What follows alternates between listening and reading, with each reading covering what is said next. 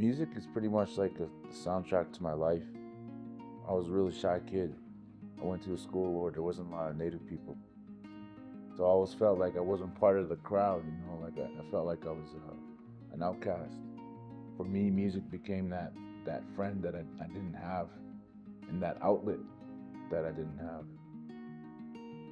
My love for music started with my Cookum's boombox, my late Cookum. I would go and take the boombox off the shelf and record myself. And on that boombox is where I found my voice.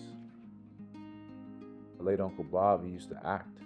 I watched him go from plays in high school to getting onto the North of 60 show, actually get onto the big screen in LA. And that inspired me, I think, more than anything in this world, because he used to call me from LA and I always thought it was a million miles away and I could never ever get to that point. But once my uncle started hitting me up from there, I started to feel like it wasn't so far away. It felt like that type of success was attainable. Some of the most powerful memories from my career was traveling from Saskatoon, taking a bus to Muscatcheese or Hobima just to get in the studio,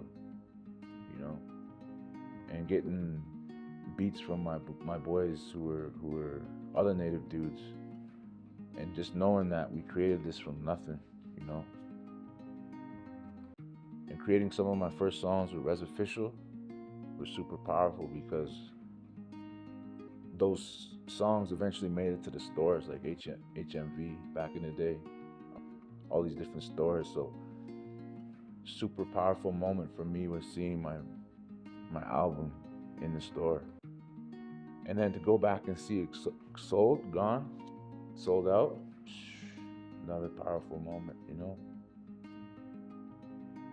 And I got a call from Yellowstone, and they asked me to if they could use Warpath in their show, and then take this little trip. It was crazy, because they picked me up in a limo at the Salt Lake Airport, and then we drove into this bougie little area in the mountains.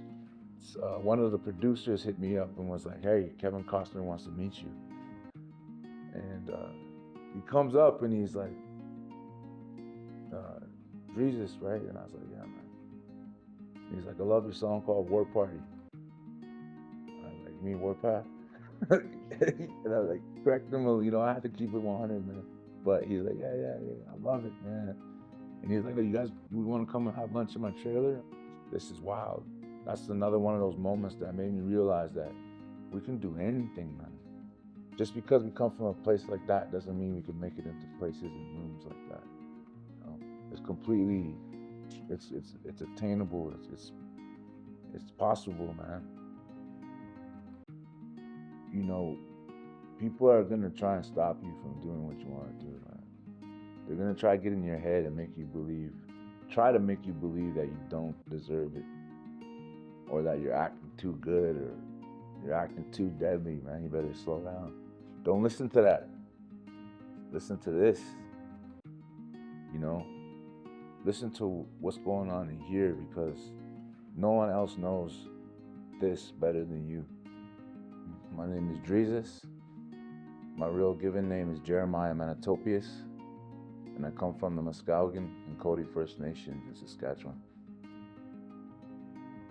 We want to send a special shout out to Sask Arts.